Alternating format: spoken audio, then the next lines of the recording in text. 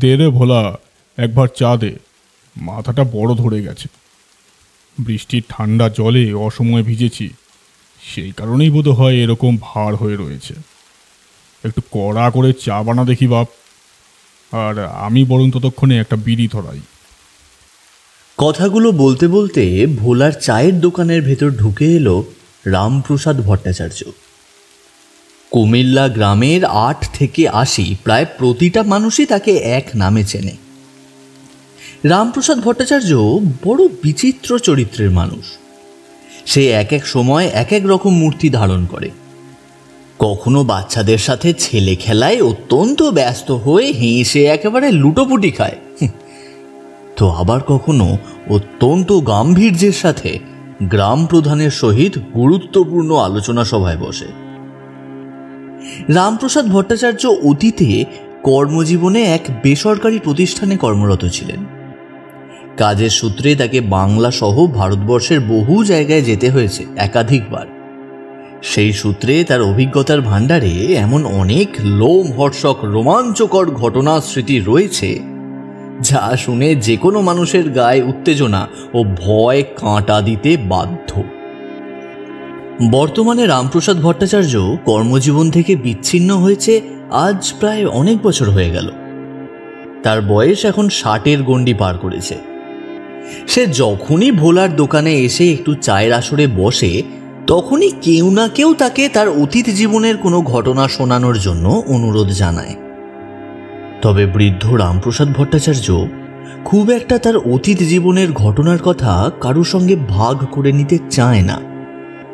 বৃদ্ধের মতে তার অতীতের জীবনে নাকি এমন কিছু কিছু ভয়ানক ঘটনা ঘটেছে, যা হয়তো কোনো সাধারণ সুস্থ মানুষকে বললে তারা তাকে রীতিমতো পাগল ভাবতে পারে।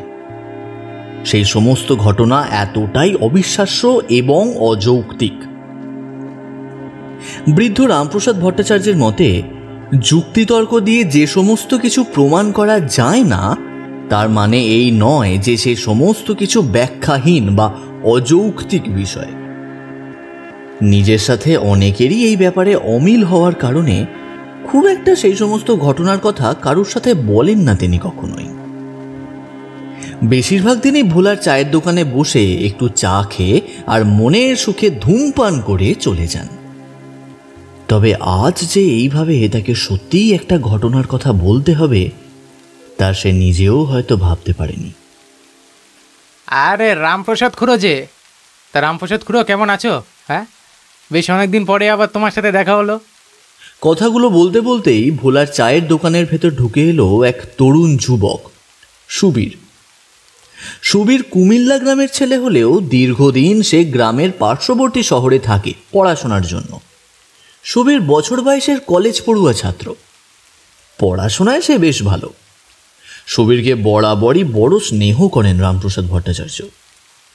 দীর্ঘদিন পর সুবীরের সাথে দেখা হওয়ায় বৃদ্ধের ঠোঁটের কোণে উজ্জ্বল হাসির রেখা ফুটে উঠল স্বাভাবিকভাবেই। খানিকটা গলা খাঁকারি দিয়ে রামপ্রসাদ ভট্টাচার্য বলে উঠল, আরে সুবীর যে, আয় আয় ভেতরে আয়। তোর সাথে তো এখন আর দেখাই হয় না। ঈশ্বরের কৃপায় আমি বেশ ভালো আছি। তা তুই কেমন আছিস? সব কিছু ঠিকঠাক তো? তোর পড়াশোনা কেমন চলছে বল? সময়টা এখন বর্ষাকাল। শ্রাবণ মাসের ভরা বর্ষা হওয়ার দরুন সারা দিন ব্যাপী ক্রমাগত বিরামহীন বৃষ্টি হয়েই চলেছে। দুপুরের পর থেকে বৃষ্টি কিছুটা থামলেও এখন এই আসন্ন সন্ধ্যার সময় আবার ঝমঝম করে বৃষ্টি নেমেছে। বৃষ্টির জলে ভিজে গিয়ে ভিজে মাথা রুমাল দিয়ে মুছতে মুছতে ভোলার চায়ের দোকানের ভেতরে ঢুকে এলো সুবীর। চায়ের দোকানের অভ্যন্তরে ইতিমধ্যে দু একটি করে বেশ কিছু খদ্দের এসে বসেছে বেঞ্চে। রামপ্রসাদ ভট্টাচার্যের ঠিক মুখোমুখি একটা বেতের মোড়া টেনে নিয়ে তার ওপরে বসল সুবীর। খুঁড়ো মশাইকে প্রণাম করে সে সৌজন্যমূলক হাসি হেসে বলল, তোমাদের সকলের আশীর্বাদে বেশ ভালোই আছি, আর পড়াশোনাটাও খুব ভালোই চলছে। তা সুবীর, গ্রামে কবে এলি তুই? এই তো গতকাল রাতেই এসেছি। আমি তোমার সঙ্গে অতি অবশ্যই দেখা করতে যেতাম, তবে ভালোই হলো তোমার সাথে দেখা হয়ে গেল। ভোলাদের চায়ের দোকানে এসে। হ্যাঁ ভোলাদা, একটা চা দিও তো, আর রামপ্রসাদ খুড়োর জন্যও হ্যাঁ দিও কিন্তু। না রে বাবা, আমি ভোলাকে আগেই চা দিতে বলেছি, তোকে আর নতুন করে চা বলতে হবে না আমার জন্য। আচ্ছা বেশ ঠিক আছে, আমি তাহলে তোমার চায়ের দামটা মিটিয়ে দেবো, কেমন খুড়ো? আজ যখন এখানে তোমার সাথে দেখা হয়েই গেল, আর এখন বেশ কিছুটা সময় যখন আছে, তোমাকে আজ ভোলাদার চায়ের দোকানে আটকে থাকতেই হবে কিন্তু। হ্যাঁ, তাহলে এই সুযোগে তুমি বরং তোমার অতীত জীবনের কিছু অভিজ্ঞতার কথা আমাদের শোনাও না খুড়ো। বাইরে যে হারে বৃষ্টি আরম্ভ হয়েছে, তাতে আধ ঘন্টা 1 ঘন্টার আগে তো এই বৃষ্টি থামবে বলে মনে হয় না। একখানা বেশ ভয়ের গা ছমছমে গল্প হলে আমাদের অন্ধকারাচ্ছন্ন অতিভৌতিক পরিবেশ বিষয়টা একেবারে জমে যাবে। অনেকদিন হলো তোমার মুখে কোনো গল্প শুনিনি। সুবীরের এই প্রস্তাবে যেন প্রাণ ফিরে পেল ভোলার ছোট্ট চায়ের দোকানের ভেতরে বসে থাকা মানুষগুলোর মধ্যে। প্রত্যেকেই একটু নড়ে চড়ে বসলো জমাটি একটা গল্প শোনার লোভে। এমনিতেই পরিবেশ মেঘাচ্ছন্ন হওয়ার কারণে আজ অদ্ভুত রকমের একটা অন্ধকার নেমে এসেছে খুব তাড়াতাড়ি।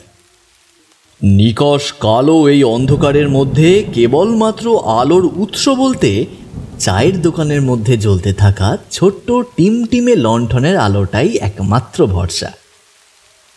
ভোলা দুটো মাটির ভাঁড়ে চা ঢেলে একটা বাড়িয়ে দিল রামপ্রসাদ ভট্টাচার্যের দিকে এবং অপরটি বাড়িয়ে দিল তরুণ যুবক সুবীরের দিকে। এই নিন কর্তা আপনার চা। সুবীর, তোর চাটাও এখানে রাখলাম। উষ্ণ ধুমায়িত চায়ের ভাঁড়ে তৃপ্তির চুমুক বসিয়ে সুবীর তাকালো রামপ্রসাদ ভট্টাচার্যের দিকে। সে ততক্ষণে হাতের জ্বলন্ত বিড়িটা ছুঁড়ে ফেলেছে দোকানের বাইরে থাকা রাস্তার জমা জলের মধ্যে। মাঝে মধ্যেই গুড়ু গুড়ু শব্দ করে গর্জে উঠছে মেঘরাশি। কালো কুচকুচে গালিচার মতো গগনবক্ষকে আড়াআড়িভাবে চিড়ে দিয়ে ইন্দ্রদেবের লকলকে তলোয়ার বয়ে যাচ্ছে আকাশের এক প্রান্ত থেকে অপর প্রান্তের পানে। ভোলার চায়ের দোকানে বসে থাকা প্রত্যেকেই অধীর আগ্রহের সাথে অপেক্ষা করতে আরম্ভ করলো একটা বেশ জমজমাট ভয়ের গল্প শোনার জন্য। রামপ্রসাদ ভট্টাচার্য এবার বলতে আরম্ভ করলো তার কাহিনী। তোমরা তো জানো যে আমি আমার সারা জীবনের বেশিরভাগ সময়টাই কাটিয়ে দিয়েছি বাংলা তথা ভারতবর্ষের বিভিন্ন জায়গায় ঘোরাঘুরি করে। অবশ্য আমি সেই সমস্ত নানান অচেনা অজানা জায়গায় যেতাম আমার কর্মসূত্রের কারণে। সেইবার আমাকে একবার যেতে হলো মেদিনীপুরে। হঠাৎ করে মেদিনীপুরের একটি গ্রামে যাবার দরকার পড়ল। এখনকার দিনের পথঘাট যাতায়াত সমাজ ব্যবস্থা এতটা উন্নত হলেও আমি যে সময়ের কথা বলছি সেই সময় কিন্তু এত উন্নতি ঘটেনি। বিজলি বাতির উজ্জ্বল আলো পৌঁছে যায়নি গ্রামে গ্রামে। আমার এখনো বেশ মনে আছে সেই ঘটনার কথা, আর মনে থাকবেই বা না কেন। কোনো মানুষের সাথে যদি এই রকম ভয়ানক ঘটনা ঘটে তাহলে সে কখনোই এই অভিজ্ঞতা ভুলতে পারে না। আমি এই কথাটা কেন বললাম তা তোমরা এই ঘটনার শেষে নিশ্চয়ই বুঝতে পারবে। উপর মহল থেকে আমাকে মেদিনীপুরের ওই গ্রামে যাবার কথা জানানো হলো। খুব সম্ভবত সেই গ্রামের নাম ছিল পাঁচমারি। তবে এখন সেই গ্রামের ওই একই নাম রয়েছে নাকি তা বদলে গেছে সে কথা বলতে পারবো না নিশ্চিতভাবে। ট্রেনে করে আমি যখন পাঁচমারি গ্রামে যাওয়ার নির্দিষ্ট স্টেশনে পৌঁছালাম তখন রীতিমতো সন্ধ্যার গাঢ় অন্ধকার ঘনিয়ে এসেছে চারপাশ জুড়ে। সময়টা তখন বৈশাখ মাসের ছিল। আকাশের দিকে তাকানো মাত্রই বুকের মধ্যে কেমন যেন মোচড় দিয়ে উঠল। গোটা আকাশ পুরোপুরি ছেয়ে গিয়েছে কালো জমাট বাঁধা মেঘে। সনসন করে ঝোড়ো বাতাস বইতে লাগলো প্রবল বেগে। আকাশের আবছা দেখে বিলক্ষণ বুঝতে পারলাম যে আর কিছুক্ষণের মধ্যেই কাল বৈশাখীর ঝড় উঠতে চলেছে। তাই সিদ্ধান্ত নিলাম স্টেশন লাগোয়া যে কার্যালয়টি রয়েছে তার মধ্যেই আমি আশ্রয় নেব আপাতত, যতক্ষণ না প্রাকৃতিক দুর্যোগ থামছে। এই পর্যন্ত বলে রামপ্রসাদ ভট্টাচার্য এবার চায়ের শূন্য মাটির ভাঁড় ছুঁড়ে ফেলল আস্তাকুড়ের দিকে। বাইরে দামাল বাতাসের সাথে কনকনে ঠান্ডা বৃষ্টি জলের ঝাঁট মিশে ঢুকে এলো চায়ের দোকানের ভেতর। ইতিমধ্যে অন্ধকার যেন বেশ কিছুটা ঘনীভূত হয়েছে। বাইরের দিকে একটিবার তাকিয়েই পুনরায় গল্প বলতে শুরু করলো বৃদ্ধ রামপ্রসাদ ভট্টাচার্য। পাঁচমারি স্টেশনের ওই ভাঙাচোরা পরিত্যক্ত কার্যালয়টির মধ্যে আশ্রয় নিয়ে আমি যে কত বড় বুদ্ধিমানের কাজ করেছিলাম তা আমি বুঝতে পারলাম একটু সময় পরে। প্রথমে ভীষণ ঝড় উঠল, আর তারপরেই শুরু হলো তুমুল বৃষ্টিপাত। তোমাদের কি বলবো হে, সেই রকম ঝড় বৃষ্টি খুব একটা সচরাচর দেখা যায় না। কাল বৈশাখীর এরকম ভয়ানক রূপ জীবনে আমি প্রথমবার প্রত্যক্ষ করেছিলাম। চারিদিকে যত দূর দৃষ্টি যায় তত দূর নিশ্চিত্র কালো অন্ধকার বিদ্যমান। সেই অন্ধকারের মাত্রা এতটাই বেশি যে মাত্র কয়েক হাত তফাতে দাঁড়িয়ে থাকা কোনো জিনিস যেন নজরে পড়ে না। এরকম জনশূন্য এলাকায়, এমন অচেনা একটা জায়গায় দুর্যোগের শিকার হয়ে সম্পূর্ণ একাকী থাকার কারণে বুকের ভেতরটা যেন এক অজানা আশঙ্কায় সহসা মোচড় দিয়ে উঠল। ওই পুরনো কার্যালয়টির মধ্যে অন্ধকারে আমি সম্পূর্ণ একলা দাঁড়িয়েছিলাম। তখনকার দিনে এখনকার মতন এত আলো ছিল না। আলোর উৎস বলতে কেবলমাত্র সঙ্গে থাকা একটা দেশলাইয়ের বাক্সই যা ভরসা। ফস শব্দে একটি দেশলাই কাঠি জ্বালিয়ে চারিদিকটা একবার দেখার চেষ্টা করলাম। যেখানে দাঁড়িয়ে রয়েছি সেখানে কোনো বিষাক্ত কীট পতঙ্গ বা সাপের ডেরা রয়েছে কিনা তা বোঝার জন্য। তবে দেশলাই কাঠি জ্বালিয়ে একটু সময় যাওয়ার পর যখন নিভে গেল, তারপরেও চোখে কিছুই এলো না। আহা, জ্বালাবেন না আলো, একেবারেই সহ্য করতে পারি না। হ্যাঁ, জ্বালাবেন না। আমি তড়াক করে লাফিয়ে কয়েক পা পিছিয়ে এলাম। বুকের বাম পাশে একটি হৃৎপিণ্ডটার মধ্যে কে যেন জোরালো হাতুড়ির বাড়ি মারল, আর সেই কারণেই হৃৎস্পন্দনের গতি আরও বেড়ে গেল কয়েক গুণ। আমি এতক্ষণ ধরে ওই কার্যালয়ে থাকার পরেও একবারের জন্য বুঝতে পারিনি যে সেথায় আমি ছাড়াও আরও অন্য কোনো মানুষ রয়েছে। কথাগুলো ভেসে এলো আমার ঠিক পেছনের অন্ধকারাচ্ছন্ন পরিবেশ থেকে। চকিতে ঘাড় ঘুরিয়ে পেছনের দিকে তাকালাম। তোমাদের তো আগেই বলেছি গোটা জায়গাটা অন্ধকারের অতুল সমুদ্রে তলিয়ে গিয়েছিল। খুব স্বাভাবিকভাবেই সে কারণে মাত্র কয়েক হাত তফাতে থাকা কোনো বস্তু নজরে পড়ছিল না।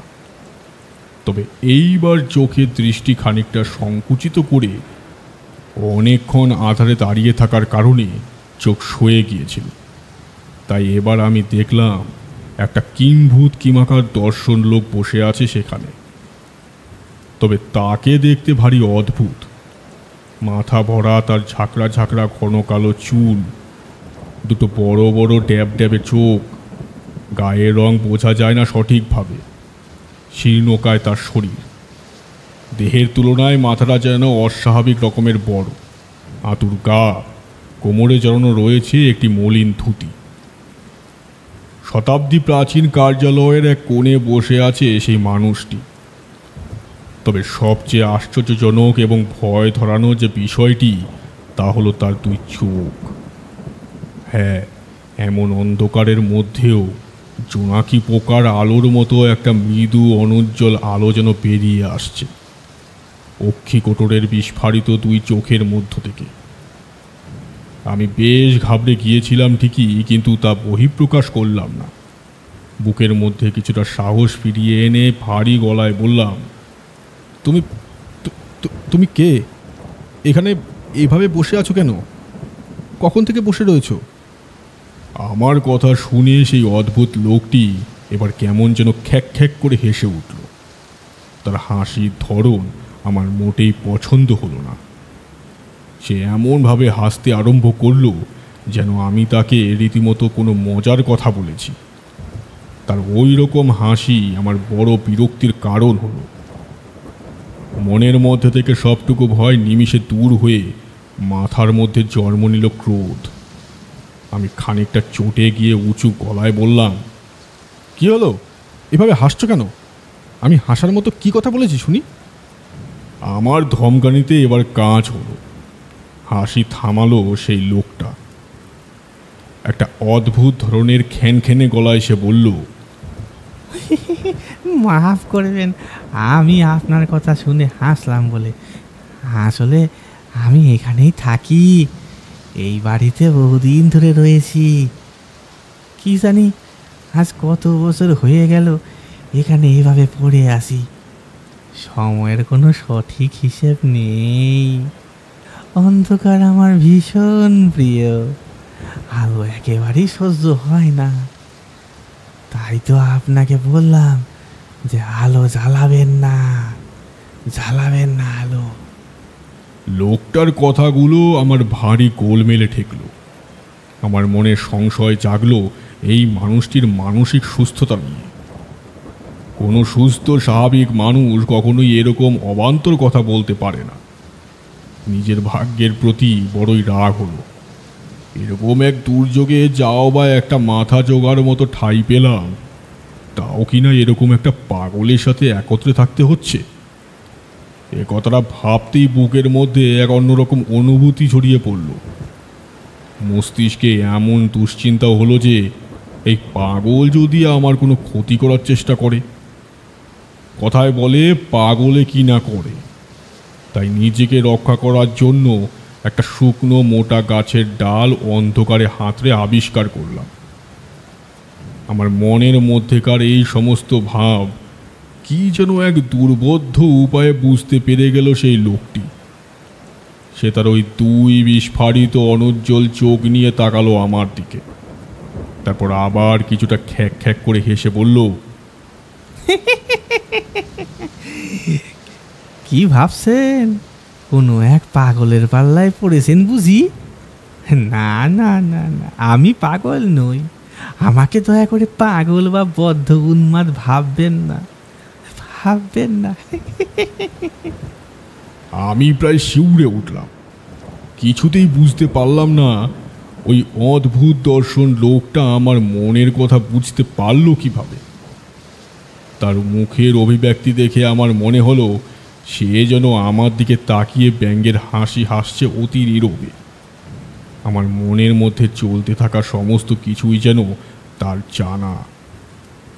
আমি এবার সেই লোকটির থেকে বেশ অনেকটা দূরত্ব বজায় রেখে এবং হাতের নাগালে ওই মোটা শক্ত লাঠিটা রেখে অপেক্ষা করতে লাগলাম প্রাকৃতিক দুর্যোগ থামার জন্য। সেই রাতে এক একটি সেকেন্ড যেন আমার কাছে এক এক ঘন্টার মতো মনে হতে লাগলো। আর চোখে আমি বারবার নজর রেখেছিলাম সেই পাগলাটে মানুষটির ওপর। দেখলাম না, সে ওই শতাব্দী প্রাচীন পরিত্যক্ত কার্যালয়ের এক কোণে বসে রয়েছে। তবে তার ঠোঁটের কোণে যেন সর্বদা ফুটে আছে একই রকম ওই ব্যাঙের তীক্ষ্ণ হাসি। সে বুঝি পলকহীনভাবে তাকিয়ে রয়েছে আমারই দিকে।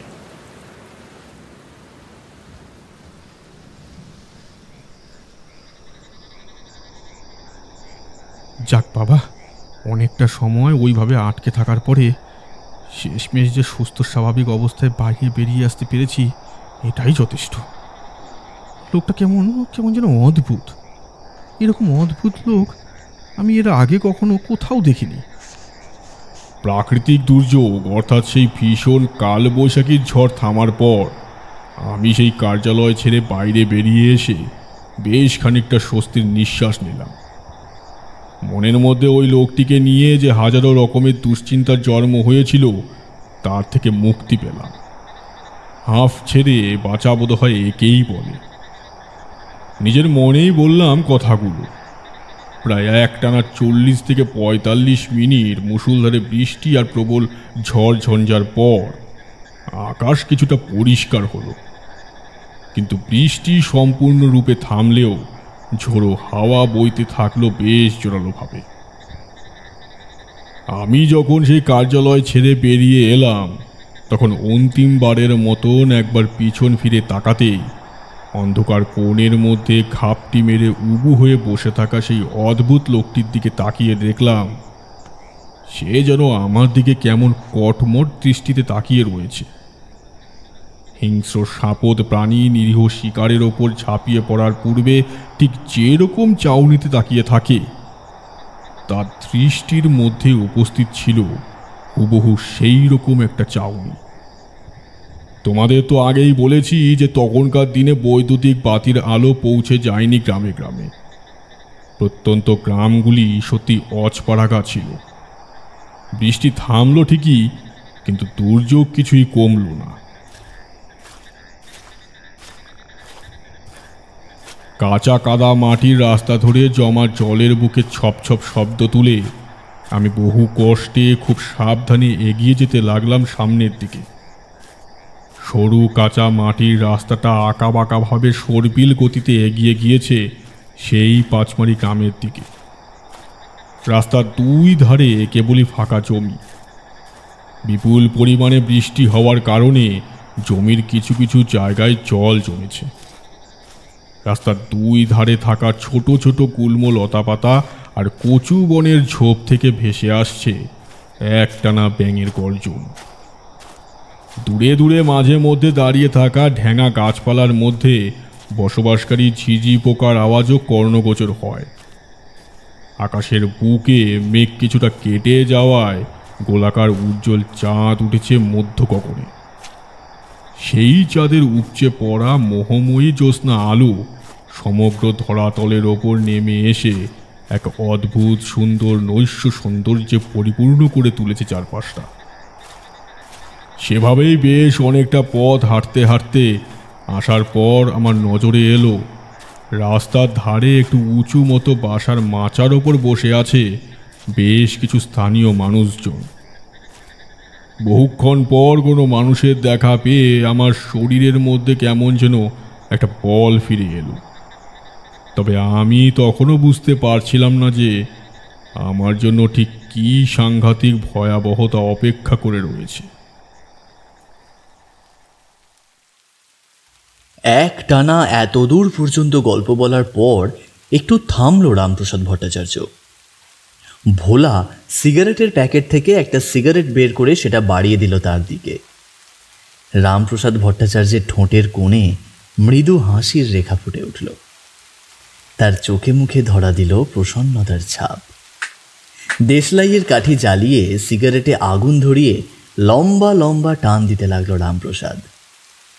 ভোলা, সুবীর সহ প্রত্যেকেই মুখাপাক্ষী হয়ে বসে রইল তার দিকে চেয়ে। সিগারেটের অর্ধেকটা শেষ করার পর বৃদ্ধ রামপ্রসাদ নিজে থেকেই বলতে আরম্ভ করলো তার পরের অংশ। আমি সেই বাঁশের মাচার নিকটে গিয়ে একাধিক মানুষের মুখোমুখি হলাম। তাদের সকলকেই দেখে বুঝতে পারলাম যে তারা প্রত্যেকেই ওখানকার স্থানীয় মানুষ। এরকম রাতে আমার মতো এক অপরিচিত অচেনা মানুষকে দেখে তারাও বেশ অবাক চোখে বিস্ময়ের সাথে তাকিয়ে রইল আমার দিকে। যাবতীয় নীরবতা ভেঙে আমি তাদের উদ্দেশ্যে জিজ্ঞাসা করলাম, আচ্ছা দাদা, এখান থেকে পাঁচমারি গ্রাম কত দূর বলতে পারেন? পাঁচমারি গ্রাম? সে তো এখান থেকে বেশ অনেকটা দূরের পথ। আপনি কে? কোথা থেকে আসছেন? কথাগুলো বলল ওই দলের মধ্যে উপস্থিত প্রায় আমারই সমবয়সী এক তরুণ যুবক। সেখানে মোট ৫-৬ জন মানুষ উপস্থিত ছিল। বিভিন্ন নবীন প্রবীণ সকলেই উপস্থিত ছিল সেখানে। গ্রাম্য ওই যুবকের প্রশ্নের উত্তরে আমি বললাম, আমার নাম রামপ্রসাদ ভট্টাচার্য, আমি বহুদূর থেকে আসছি। পাঁচমারি গ্রামে আমাকে যেতে হবে কর্মসূত্রে। অনেকক্ষণ আগেই স্টেশনে নেমেছি, কিন্তু তারপর এমন ঝড় জল আরম্ভ হলো যে রাত হয়ে গেল। আমার এই কথা শুনে সেইখানে উপস্থিত প্রতিটা মানুষ একে অপরের সাথে দৃষ্টি বিনিময় করল। তাদের প্রত্যেকের চোখের চাউনির মধ্যে কীরকম যেন একটা অস্বাভাবিকতা মিশেছিল। তারা যেন সাংকেতিক ভাষায় নিজেদের মধ্যে কোনো বার্তা বিনিময় করল। আমি সে সমস্ত কিছু বুঝতে পারলাম না। ওই দলের মধ্যে উপস্থিত সবচেয়ে বয়স্ক প্রবীণ বৃদ্ধ মানুষটি আমার দিকে তাকিয়েছিল পলকহীনভাবে। ভদ্রলোকের বয়স প্রায় ৬০-এর ঊর্ধ্বে। মাথা ভরা চকচকে টাকের ওপর চাঁদের আলো পড়েছে। দুই ধারে সাদা সাদা চুল বিদ্যমান, ঠোঁটের ওপরে মোটা পেল্লাই গোফ, পরনে তার একখানা ধুতি এবং পাঞ্জাবি। ভদ্রলোক গড়গড়া নলে মনের সুখে টান দিচ্ছিল। এবার সে আমার উদ্দেশ্যে বলে উঠল, আমার নাম রাকহরি সান্যাল, আমি এখানকার মোড়ল। তা বাবা, এত রাতে তুমি পাঁচমারি গ্রামে যাবে কেন? তুমি চাইলে আমাদের এখানে থেকে যেতে পারো। এখান থেকে পাঁচমারি গ্রাম কিন্তু বেশ অনেকটা দূরের পথ।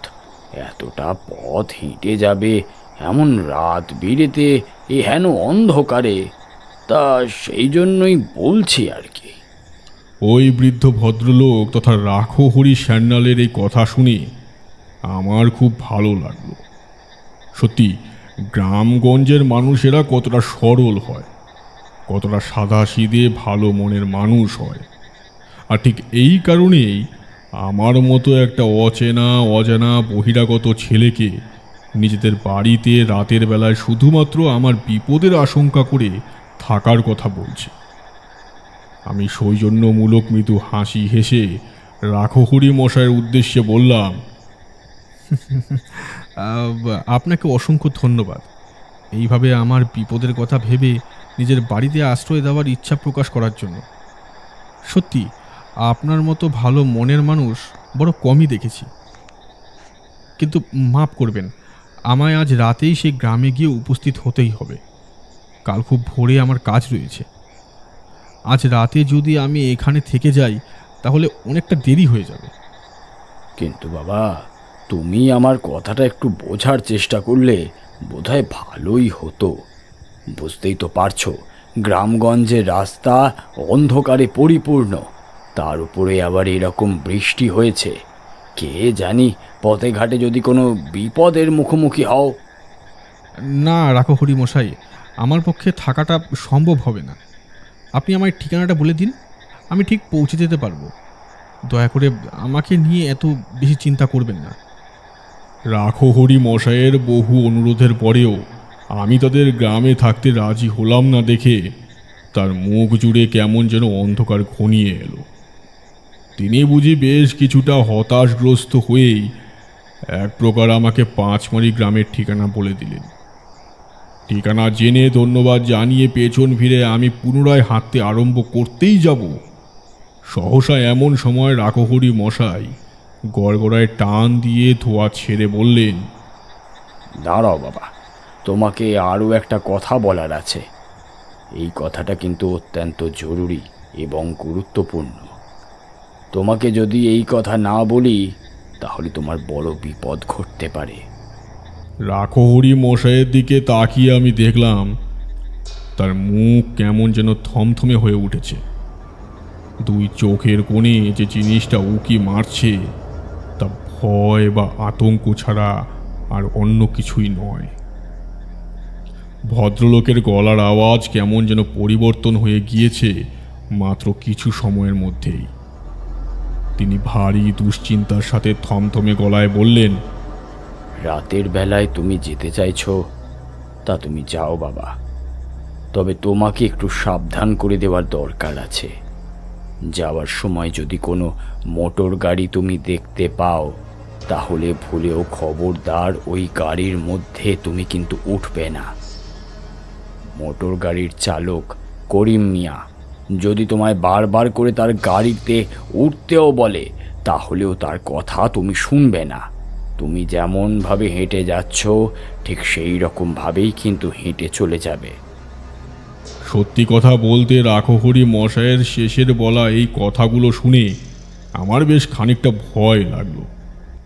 বুকের মধ্যে একটা ঠান্ডা শিরশিরে অনুভূতি ছড়িয়ে পড়ল খুব সূক্ষ্মভাবে। আমি বুঝতে পারলাম রাকহরি মশাই আমার উদ্দেশ্যে যে কথাগুলো বললেন তার মধ্যে একটা অন্তর্হিত রহস্য রয়েছে। টের পেলাম আমার গলা শুকিয়ে যাচ্ছে ক্রমশ। একটা শুকনো ঢোক গিলে বহু কষ্টে জিজ্ঞাসা করলাম, কেন রাকহরি মশাই, আপনি হঠাৎ এরকম কথা বলছেন কেন? করিম মিয়ার মোটর গাড়িতে উঠলে কি কোনো বিপদ নেমে আসবে আমার ওপর? হ্যাঁ বাবা, বিপদ বলে বিপদ, চরম বিপদ নেমে আসবে তোমার ওপর। তোমার প্রাণ সংশয় দেখা দিতে পারে, মৃত্যু অবধারিত হয়ে পড়বে। তাই জন্যই বলছি, করিম মিয়া তোমাকে যতই তার মোটর গাড়িতে ওঠার জন্য পিড়াপিড়ি করুক না কেন, তুমি কিছুতেই তার গাড়িতে উঠবে না, তাকে অপমান করে তাড়িয়ে দেবে। কথাটা মাথায় রেখো, না হলে কিন্তু তোমার চরম বিপদ ঘটবে বাবা। এই তো গল্প একেবারে জমে উঠেছে। উফ, শুনতে শুনতে গায়ে যেন একেবারে কাটা দিয়ে উঠছে। বলো দা, এই আরেকবার চা দাও। চা ছাড়া এমন বৃষ্টি ভেজা আবহাওয়ায় গল্পের আসর ঠিক জমবে না।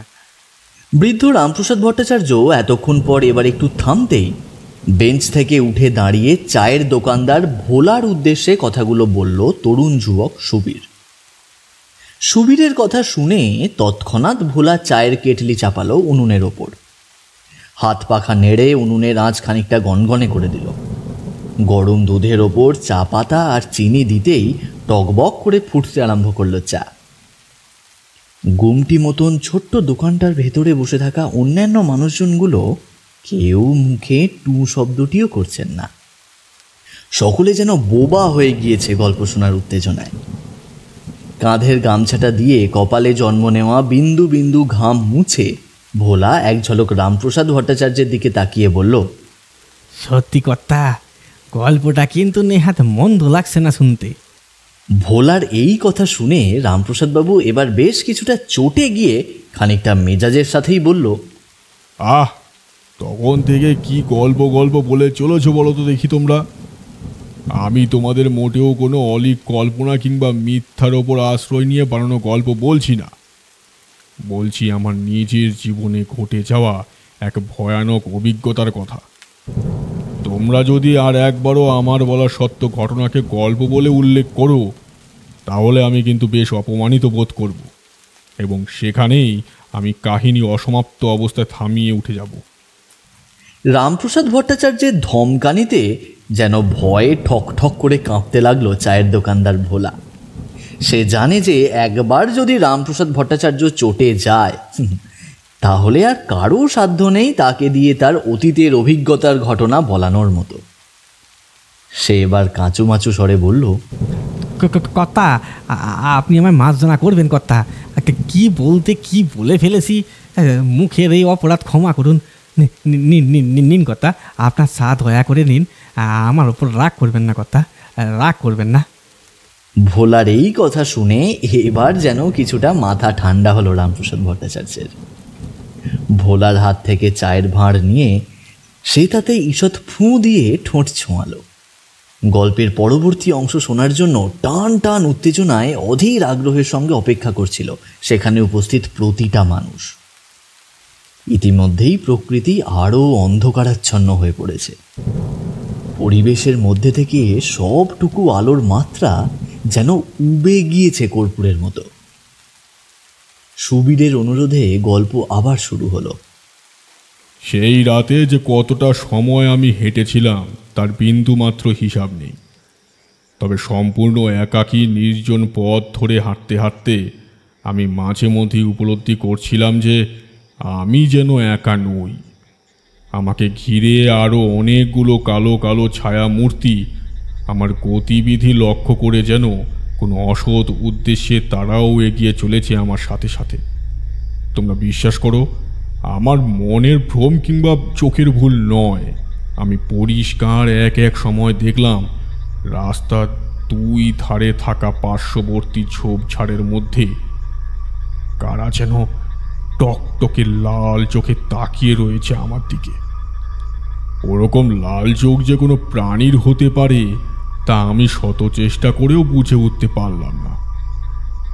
রক্তের মতো টকটকে লাল সেই চোখে কালো কুচকুচে দুটি করে মণি উপস্থিত।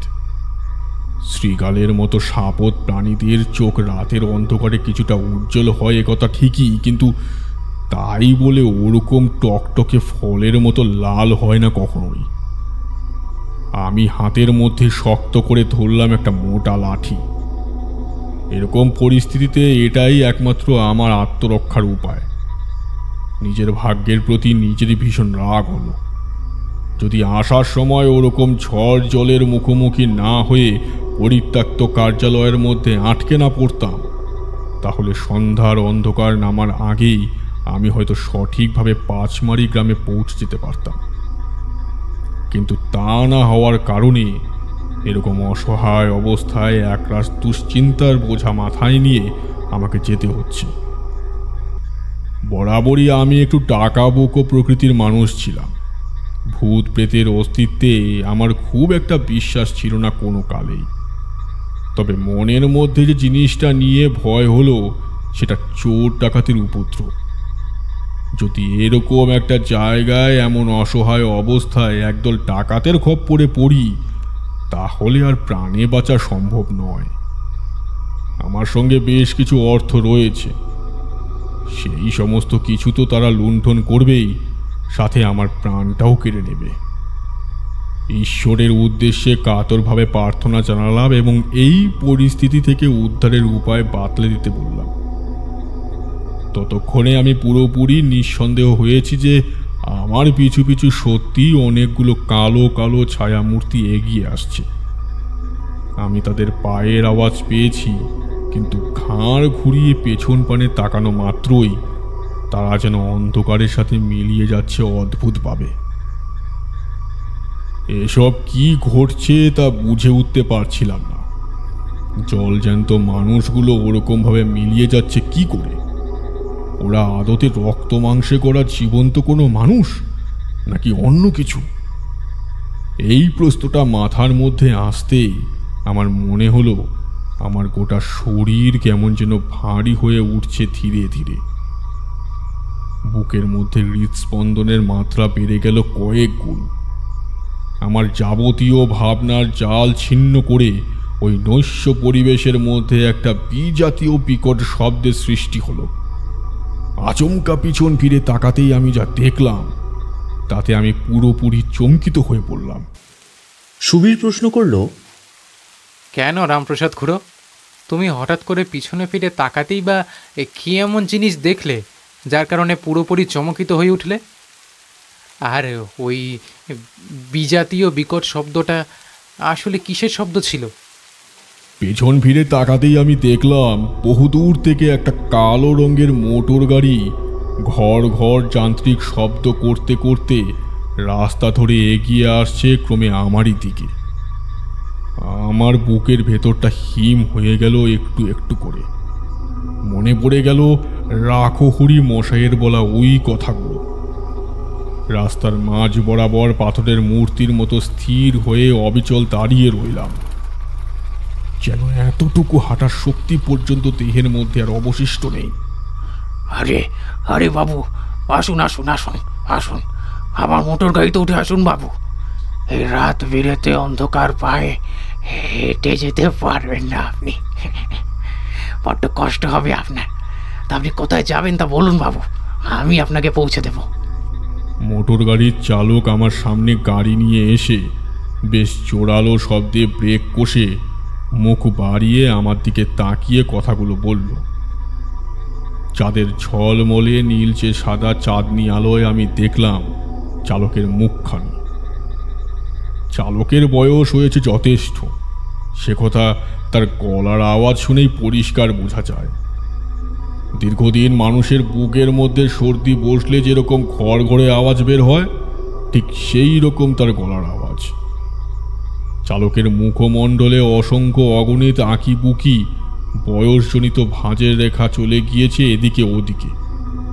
লম্বা মাথার চুল, দুই চোখের মধ্যে সরু করে টানা আছে সুরমা। তবে তার চোখের মণি দুটো ভারী অদ্ভুত অস্বাভাবিক রকমের সাদা। ওই রকম সাদা চোখের মণি যেন সম্পূর্ণ প্রকৃতি বিরুদ্ধ। আমি খুব ভালো করে পর্যবেক্ষণ করছিলাম তাকে। বুঝতে পারলাম এই তবে করিম মিয়া, যার কথা রাখহরি সান্যাল মশাই আমাকে বলেছিলেন। তিনি আমাকে বারবার পই পই করে বলেছেন যে আমি যেন কোনো অবস্থাতেই করিম মিয়ার মোটর গাড়িতে না উঠি।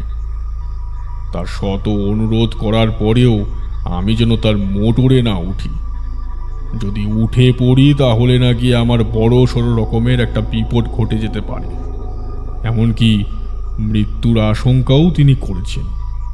কিন্তু কেন মৃত্যু ঘটবে কেন? এই করিম মিয়া আসলে কে? এ কি তবে দুষ্কৃতী দলের চক্রের সাথে জড়িত নাকি?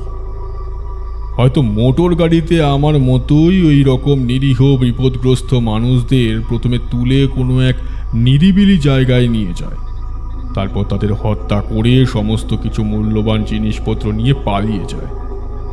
আর এই কারণেই এ তল্লাটে করিম মিয়ার এমন বদনাম রয়েছে। এই সমস্ত কিছুই আমার মস্তিষ্কের মধ্যে ঘুরপাক খাচ্ছিল। আকাশ কুসুম ভাবনা চিন্তা করছিলাম আমি। হঠাৎ করে ঠিক এমন সময় করিম মিয়া পুনরায় আমার উদ্দেশ্য করে বললেন, কি হলো বাবু, এত কি ভাবছেন? বেশি ভাবনা চিন্তা করে লাভ নেই বাবু, আমার গাড়ির মধ্যে উঠে আসুন দেখি। আমি আপনাকে কথা দিচ্ছি, সম্পূর্ণ সুরক্ষিতভাবে নিরাপদ স্থানে আপনাকে পৌঁছে দেওয়ার দায়িত্ব আমার। বৃদ্ধ করিম মিয়ার কথা শুনে আমি তার প্রস্তাব নাকচ করতেই যাব, ঠিক এমন সময় আকাশের বুকে কোনো একটা রাতচরা পাখি তীব্র শব্দে চিৎকার করতে করতে মাথার ওপর কয়েকবার পাক খেয়ে অন্ধকারের মধ্যে কোথায় যেন মিলিয়ে গেল। আমার আর বিন্দু মাত্র আপত্তি করা হলো না। বেশ কিছুটা সময় সেখানেই দাঁড়িয়ে রইলাম বিমূঢ় অবস্থায়। করিম মিয়ার কথা শুনে কিংবা তাকে দেখে আমার সত্যি এবার মনে হলো যে সে কোনো ভালো মানুষ। তার চোখে মুখের মধ্যে একটা স্বচ্ছ ভাব বিদ্যমান। অনেক চিন্তার পর অবশেষে সিদ্ধান্ত নিলাম তার গাড়িতে উঠে আসার, কারণ ওই রকম নির্জন রাস্তা ধরে একাকী হেঁটে যাওয়ার কারণে যে কোনো সময় আমার যা কিছু বিপদ ঘটতে পারে। তাছাড়াও বেশ কিছুটা সময় ধরেই আমি লক্ষ্য করেছি কতগুলো অদ্ভুত দর্শন কালো কালো ছায়া মূর্তি আমাকে অনুসরণ করছে। সুতরাং গাড়িতে উঠলে যদি বিপদ ঘটার সম্ভাবনা থেকে থাকে তাহলে হেঁটে গেলেও তা রয়েছে। তাই যা থাকে কপালে বলে সবটাই ভাগ্যের ওপর ছেড়ে দিয়ে আমি করিম মিয়ার গাড়িতে উঠে বসলাম। দেখলাম বৃদ্ধের মুখে একটা অকৃত্রিম হাসি ফুটে উঠল। করিম মিয়া পেছনের দিকে তাকিয়ে আমাকে উদ্দেশ্য করে বলল, বাবু ভালো করে ধরে বসুন, প্রচুর ঝাঁকুনি হবে কিন্তু। আসলে বুঝতেই পারছেন তো, রাস্তাঘাটের অবস্থা তো মোটেই ভালো নয়। করিম মিয়ার কথা শুনে আমি বেশ শক্ত করে ধরে বসলাম। করিম মিয়া গাড়িতে স্টার্ট দিয়ে মোটর গাড়ি চালাতে আরম্ভ করল। তবে এত দ্রুত গতিতে সেই কালো মোটর গাড়ি এগিয়ে যেতে লাগলো যেন মনে হলো গাড়িটা মাটির উপর দিয়ে নয়, বরং শূন্যের মধ্যে বাতাস কেটে এগিয়ে চলেছে সামনের দিকে, এক দ্রুত গতি সম্পন্ন রাজধানী ট্রেনের মতো। তোমাদের বললে তোমরা হয়তো বিশ্বাস করবে না, কিন্তু আমি সেই রাতের কথা কোনোদিন ভুলতে পারবো না। করিম মিয়ার গাড়িতে উঠে আমি কিছুতেই বুঝতে পারলাম না যে একটা বহু পুরাতন মোটর গাড়ি কিভাবে এত বেগে ছুটতে পারে। তবে আমার অবাক হওয়ার আরও বাকি ছিল, আর এরপরে ঘটল আসল ঘটনা। আসল ঘটনা? এ কি ঘটনা গো খুড়ো? সুবীরের প্রশ্নে রামপ্রসাদ ভট্টাচার্য তার দিকে কেমন যেন অদ্ভুত ঘোলাটে দৃষ্টিতে তাকালো। তারপর রক্তশূন্য ফ্যাকাশে মুখে বলল, আমি দেখলাম গাড়ি চালাতে চালাতে করিম মিয়া রীতিমতো অদৃশ্য কাদের সাথে যেন তর্ক বিতর্ক করতে আরম্ভ করল। হ্যাঁ, পেছনে সিটে বসে আমি পরিষ্কার দেখতে পেলাম ড্রাইভার করিম মিয়া অদৃশ্য কাদের সাথে যেন বাকযুদ্ধে জড়িয়ে পড়েছে। তবে তাদের ভাষা আমার ঠিক বোধগম্য হলো না। তারা যেন দুর্বোধ্য অলৌকিক কোনো ভাষায় বাক্য বিনিময় করছে। যত সময় যেতে লাগলো ততই এই ঘটনা অত্যন্ত খারাপ দিকে মোচড় নিল। করিম মিয়া এবার রীতিমতো কাদের সাথে যেন হাতাহাতিতে নামলো। আমি কিছুতেই বুঝতে পারছিলাম না করিম মিয়া কাদের সাথে কথা বলছে, কাদের সাথে তর্ক বিতর্ক করছে। কই, আমি তো কাউকেই দেখতে পাচ্ছি না। তাহলে আমার মনের মধ্যে সহসা একটা আশঙ্কা জেগে উঠল। তাহলে কি করিম মিয়াও বদ্ধ উন্মাদ? হায় ভগবান, আজ রাতেই কি তবে আমার জীবনে অন্তিম রাত হতে চলেছে? এসব কি ঘটছে আমার সাথে? প্রথমে এখানকার স্টেশনে নেমে ভয়াবহ ঝড় জলের মুখোমুখি হয়ে পরিত্যক্ত সেই কার্যালয়ের মধ্যে এক পাগলের সাথে সময় কাটালাম। এখন এই গাড়ির চালকটিও কি তবে মানসিক ভারসাম্যহীন এক ব্যক্তি? তারপর তারপর কি হলো? করিম মিয়া যখন গাড়ি থামালো তখন আমার অবস্থা রীতিমতো শোচনীয় হয়ে পড়েছে। আমি ধরেই নিয়েছি যে আজ রাতে আমার কোনো একটা বড়সড় বিপদ ঘটবে কিংবা মৃত্যু অনিবার্য। কারণ করিম মিয়া যেভাবে অদৃশ্য কারোর সাথে সম্পূর্ণ একলা কথা বলছিল, ঝগড়া করছিল, এমনকি মারামারি করছিল, তা কখনোই কোনো সুস্থ স্বাভাবিক মানুষের লক্ষণ হতে পারে না। আমার একটি বারের জন্য মনে হয়েছিল যে গাড়ি থেকে নেমে পড়ি। এরকম পাগল ড্রাইভারের চালানো গাড়িতে বসে থাকা খুব একটা সুরক্ষার বিষয় নয়। কিন্তু আমি বাস্তবে গাড়ির মধ্যে থেকে ঝাঁপিয়ে পড়ার সাহস পাইনি, কারণ ওই কালো মোটর গাড়িটা রীতিমতো ঝড়ের গতিবেগে ঊর্ধ্বশ্বাসে এগিয়ে চলেছিল সামনের দিকে। অত গতিতে কোনো চলন্ত গাড়ির মধ্যে থেকে ঝাঁপিয়ে পড়া মানে হলো সাক্ষাৎ মৃত্যুকে স্বেচ্ছায় বরণ করার মতোই এক বিষয়। সব মিলিয়ে আমার শাঁখের করাতের মতো অবস্থা হয়েছিল। এগিয়ে গেলেও কাটবে, পিছিয়ে এলেও কাটবে। অবশেষে করিম মিয়া যখন গাড়ি থামালো তখন আর এক মুহূর্ত ভাবনা চিন্তা না করে আমি লাফ দিয়ে নেমে এলাম নিচে। করিম মিয়া মৃদু হেসে বলল, চিন্তা করবেন না বাবু, আপনি পাঁচমারি গ্রামের মধ্যে প্রবেশ করেছেন। আমি আমার কথা রেখেছি, আপনাকে সম্পূর্ণ সুরক্ষিত অবস্থায় পৌঁছে দিলাম আপনার গন্তব্যে। তবে একটা কথা আপনাকে বলি, রাতের বেলায় আপনি কখনো এই পথ দিয়ে যাতায়াত করবেন না। আপনার ভাড়াটা নিয়ে আমার মুখের কথা মুখেতেই আটকে গেল। কথা শেষ করতে পারলাম না। চোখের পলক ফেলা মাত্রই করিম মিয়া সহ তার কালো মোটর গাড়িটাকে আমি আর কোথাও দেখতে পেলাম না, যেন সেগুলো সম্পূর্ণ উধাও হয়ে গিয়েছে। একটা আস্ত মোটর গাড়ি কিভাবে বিনা শব্দে এতটা রাস্তা এভাবে চোখের নিমিষে চলে যেতে পারে সেটা আমি বুঝে উঠতে পারলাম না কিছুতেই। আমার মাথা প্রচণ্ড রকমের যন্ত্রণা করতে আরম্ভ হলো। সারা রাত ধরে একের পর এক যা সমস্ত কিছু ঘটনা ঘটেছে তা যে কোনো সুস্থ স্বাভাবিক মানুষকে সম্পূর্ণ অসুস্থ করে তোলার পক্ষে যথেষ্ট। দেখলাম ধীরে ধীরে পূবের আকাশে সূর্যোদয়ের আলো ফুটতে আরম্ভ করেছে। তবে আমার মনের মধ্যে চলতে থাকা সমস্ত প্রশ্নের উত্তর পেয়েছিলাম পরের দিন পাঁচমারি গ্রামের মানুষদের গোটা ঘটনাটা খোলসা করে খুলে বলাতে। পাঁচমারি গ্রামের মানুষের থেকে তুমি কি জানতে পেরেছিলে রামপ্রসাদ খুড়ো? যা জানতে পেরেছিলাম তাতে আমার পায়ের থেকে মাটি সরে গিয়েছিল। পাঁচমারি গ্রামের মানুষদের মুখে আমি শুনলাম যেই গ্রামটা পেরিয়ে আমি পাঁচমারি গ্রামের মধ্যে প্রবেশ করেছি, বর্তমানে বাস্তবের মাটিতে নাকি সেই গ্রামের কোনো অস্তিত্ব নেই। আজ থেকে বহু বছর পূর্বে ওই গ্রাম সেখানে ছিল, কিন্তু বর্তমানে তা সম্পূর্ণরূপে নিশ্চিহ্ন হয়ে গিয়েছে। বহু যুগ আগে এক সাংঘাতিক মরণ ব্যাধিতে আক্রান্ত হয়ে ওই গোটা গ্রামের মানুষ মারা যায়, কিন্তু মৃত্যুর পরেও তাদের আত্মারা মুক্তি পায় না। গোটা গ্রামের মানুষদের অতৃপ্ত আত্মারা সন্ধ্যার অন্ধকার ঘনিয়ে আসার পর সেখানে পুনরায় ফিরে আসে প্রতি রাতে এবং আস্ত গ্রাম জেগে ওঠে। সেই গ্রাম কোনো সাধারণ 5টা গ্রামের মতো নয়, সেটা আসলে একটা ভয়ানক ভুতুড়ে গ্রাম। ওই গ্রামের মধ্যে বসবাসকারী প্রতিটা মানুষ বর্তমানে অতৃপ্ত আত্মা, বিদেহী অশরীরী ছাড়া আর কিছুই নয়। কি বলছো কি গো খুড়ো? তার মানে তুমি সেই রাতে যে সকল মানুষদের দেখেছিলে তারা প্রত্যেকেই আসলে এক একটি বিদেহী আত্মা ছিল, এমনকি ওই রাখহরি শ্যান্নালও।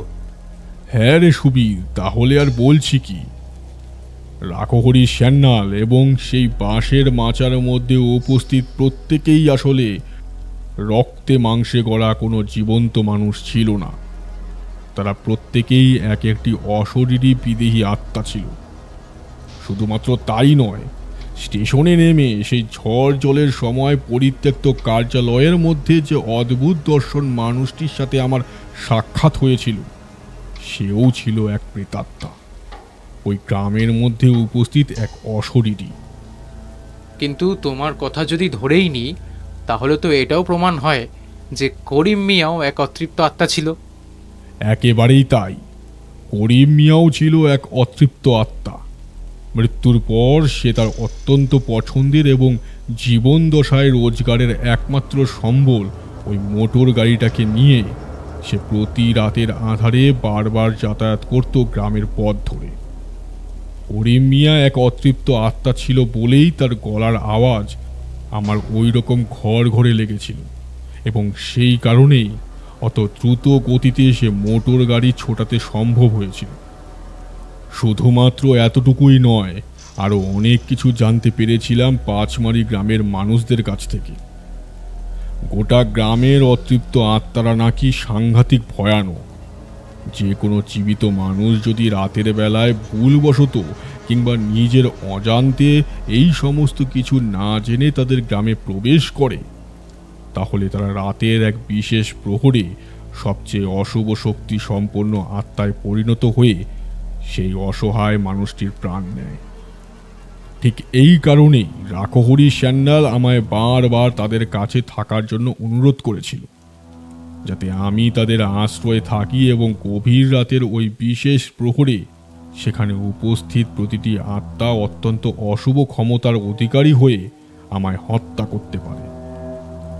তোমরা বুঝতে পারছো যে রাখহরি শ্যান্নালকে আমি অত্যন্ত ভালো মনের একজন মানুষ ভেবেছিলাম, সে আসলে কত বড় একজন শয়তান পিশাচ ছিল। আমাকে মারার জন্য সেই অতৃপ্ত প্রেতাত্মা এইরকম কৌশল করেছিল। ওই গোটা গ্রামের অত খারাপ আত্মার মাঝে কেবলমাত্র একটি প্রেতাত্মা ছিল, যা অত্যন্ত ভালো ছিল। সে কোনো নিরীহ মানুষদের প্রাণ নিত না, বরং তাদের রক্ষা করত, আর সে হলো করিম মিয়া। হ্যাঁ, শুনতে অবাক লাগলেও এটাই চরম সত্যি যে করিম মিয়ার আত্মাই সমস্ত নিরীহ মানুষদের তার গাড়িতে বসিয়ে সেই পুতুরে গ্রাম থেকে বের করে তাদের সুরক্ষিত কোনো এক জায়গায় পৌঁছে দিত। এভাবে সকলকে রক্ষা করাই ছিল তার দায়িত্ব। রাখহরি শ্যান্নাল খুব ভালো করেই জানতো যে আমি যদি একবার করিম মিয়ার গাড়িতে উঠে বসি, তাহলে তাদের পক্ষে আর কিছুতেই আমাকে হত্যা করা সম্ভব নয়। তাই সে ওরকম ভাবে আমার কানে করিম মিয়ার সম্বন্ধে বিষ ঢেলে দিয়েছিল। একের পর এক নানান রকম কথা বলেছিল আমায় উল্টো পাল্টা বুঝিয়ে। কি বলছো গো খুড়ো, এ তো রীতিমতো চক্রান্ত। হ্যাঁ, চক্রান্ত বলে চক্রান্ত, রীতিমতো ভৌতিক চক্রান্ত। পরে আমি বুঝতে পেরেছিলাম যে করিম মিয়া গাড়ি চালাতে চালাতে কাদের সাথে ওরকম ভাবে তর্ক বিতর্ক, কথা কাটাকাটি করছিল, কাদের সাথে সে মারামারি করছিল। আসলে সেই সমস্ত ছিল তাদের গ্রামের ওই সকল অতৃপ্ত খারাপ আত্মারা, যারা আমার ক্ষতি করার জন্য মরিয়া হয়ে উঠেছিল। নির্জন রাস্তার পথে হাঁটতে হাঁটতে আমি যে সমস্ত কালো ছায়া মূর্তিদের ঘোরাফেরা করতে দেখেছিলাম, আমার পেছন পেছন আসতে দেখেছিলাম, তারা প্রত্যেকেই ছিল ওই গ্রামের অতৃপ্ত অশরীরী আত্মারা। এক টানা এতক্ষণ গল্প বলতে বলতে বৃদ্ধ রামপ্রসাদ ভট্টাচার্য একটু হাঁপিয়ে পড়েছিল। বাইরে বৃষ্টির মাত্রা তখন বেশ কিছুটা কমেছে। বৃদ্ধ রামপ্রসাদ ঘরে ফেরার উদ্দেশ্যে চায়ের দোকানের বেঞ্চ ছেড়ে শটান উঠে বাইরের পথে বের হতেই যাচ্ছিল, আচমকা কি যেন একটা মনে পড়তেই পিছন ফিরে সকলের উদ্দেশ্যে বলল, এই ঘটনা থেকে তোমরা কি শিক্ষা পেলে বলো দেখি? আমাদের হাতের 5টা আঙ্গুল যেমন সমান হয় না, আমাদের মানুষের মধ্যে যেমন ভালো মন্দ ভেদাভেদ থাকে, ঠিক তেমনই অতৃপ্ত অশরীরী আত্মাদের মধ্যেও সেই ভেদাভেদ রয়েছে।